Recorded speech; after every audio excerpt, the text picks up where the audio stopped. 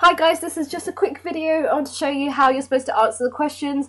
Sorry, it's quite early. It's currently like 5 AM and I'm doing this for you guys, so I hope you view it before the exam. Sorry, I'm still sick. It sucks because to be sick and you've got an exam in 2 hours, brilliant, right?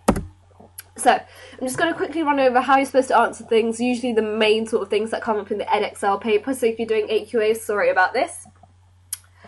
So, this is June 2014 paper. I just want to quickly help you do the maths things, do the working outs, how you're supposed to answer things in order to maximise your marks. So here, in the year 29 December 2011, the UK sandwich chain Pret a Manger experienced an increase in sales revenue of 15% to 377 million.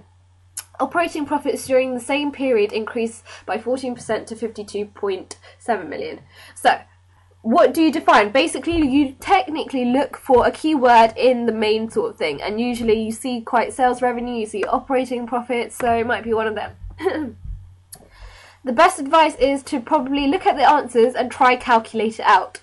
So I'm going to go down in the list. So costs must have increased by 1%.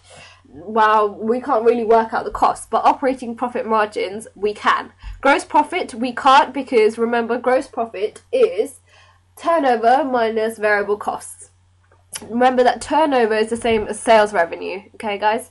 So it's pretty much the same. So you define what operating profits are, and then you go into the formula. You write down the whole formula. So you write operating profits divided by turnover, which is the operating profit margin, I should stress, okay, like it says here. So what is operating profit? It is turnover minus variable costs and fixed costs, basically. So then you work out the formula. So 52.7 million is basically the operating profits as it states here, and then 377 million is the sales revenue, also known as turnover. Times it by 100, you get an answer of 13.97, and you round it up to 14%.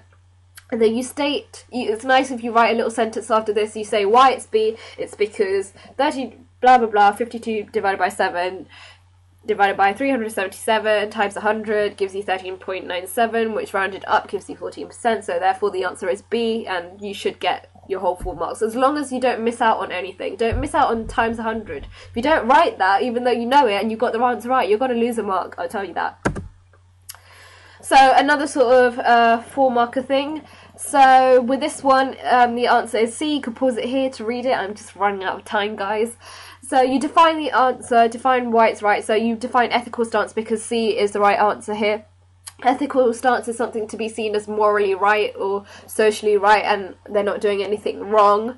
So you explain, it's nice if you explain what the others are wrong if you're not too sure on why that is the answer. So example, okay, so you'd explain why C is the answer. So an ethical stance, it's not wrong if you set up an online company, basically. It's not seen to be morally wrong. Slave labour or child labour, labour abuse and stuff is seen to be ethically unethical, basically. Oh, God. It's 5 AM, guys, it's 5 AM. So, you would explain maybe 2 more other ones, and I'm giving you an example of unemployment, why it wouldn't be unemployment. If you've got more unemployment, there's a fall in your income, people have less disposable income, you won't be interested in an online car sales company because you don't even have that much money anymore. So what's the point in like buying a car or something, or whatever this online car sales company is? And usually you see as a car to be like a luxury good when you're unemployed, and so it's not a necessity. You need food more than you need a car at the moment. So another quick little 4-marker, guys. For this one, you would define what primary research is, because it says sources of primary research data, and then it's asking you about primary research. So primary research, when you go and check the market, see if your products, if there's enough demand for it, blah blah blah. And so you state why the answer is A. The answer is A because it's a form of secondary research. Market intelligence reports is when you go online and then you look at other people's like data that has already been collected for you, basically. And then you would explain why the other things are right. If you don't know one, that is fine, as long as you know maybe 2 about this. It's nice if you add it in. If your paragraph is long enough explaining why the answer is A, you don't really need to add another point. It's just to back you up in terms if you lose the marks. So observation and product trials, they're form of primary research, so they would be like a primary research and they're not secondary. And loyalty card application forms are primary, I suppose, because, you know, you're doing, well, the individual's doing it themselves. Okay, 3 markers. This is like a 6 marker split in twice. I should warn you, I haven't done a 12 marker because the last 3 papers that I've looked at, so June 14, Jan 13 and June 13, I believe, they all don't have like a whole 12 marker. They've broken it down into 2 6 bits, and a 6-part marker is basically 2 3-part markers basically. So what I'm going to define for you, you just do it twice if there's a 6 marker. So with this one, it's split into 2 parts. It's to help people get more marks basically.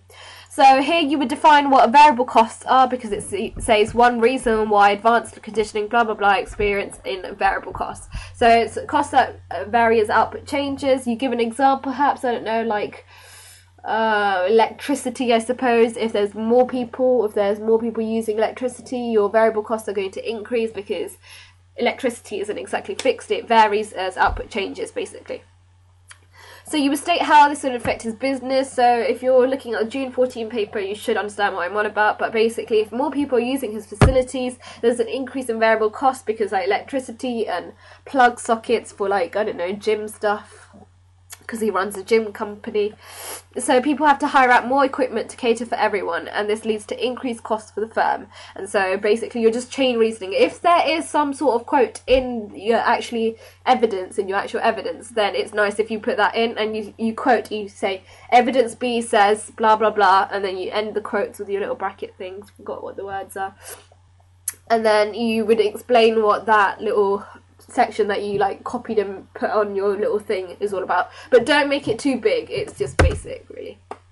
And I'm quickly going to go through an 8 marker with you guys, because like I've expressed, the 12 marker is basically, I haven't seen a 12 marker in ages, and I don't think 12 marker is going to come up today. If you're watching it today, I'm really proud of you guys, because it's too early to be up. Anyways, so evaluate the likely value of product trials to a fitness retreat. So this is an 8 marker. I've highlighted the word evaluate because anything that says evaluate, analyze, discuss or justify, you tend to write both sides, so the advantages and disadvantages.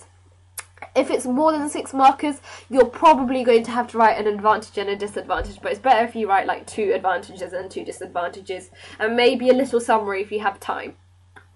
So define what product trials are. They're launching a product or service in a small area in order to assess likely demand levels in the market as a whole. So it's like promoting your brand. You put 1 likely effect, so it helps gather more information about the market, helps understand the individuals and their tastes and their preferences. It shows them if people were interested, would they purchase a luxury trainer, because like a personal trainer, that's sort of luxury. You don't need a personal trainer in your life. Who does any of you guys even have like a personal trainer? No, because like you just go to the gym, don't you? But some people will, if probably you're rich and stuff, and if you really need to get fit for summer or something. So it sees if you've got a potential market audience, but you've got to assess the other side. So you say, however, so given that he's already an established business, he probably knows how individuals feel about his services. So he's already set up his business is already running. So he probably knows what sort of customers actually come to him and what don't. So product trials might not be that useful to him because he already knows what people feel about his product, and if they're like, I don't know, of average earning income, then they probably wouldn't really invest in a personal trainer, because a personal trainer is quite expensive. So it could be time consuming, and it could be a waste of money to attract potential customers that he may already have. And like I've said here, maybe quote something from an evidence, because it's nice, because they say it shows that you actually understand things. And that's it, guys. Good luck. I'm really proud if you're watching this video right now, and I should get on to Unit 2 business probably after Wednesday, because I've got an exam tomorrow. Brilliant. But good luck, guys, and I'll see you soon.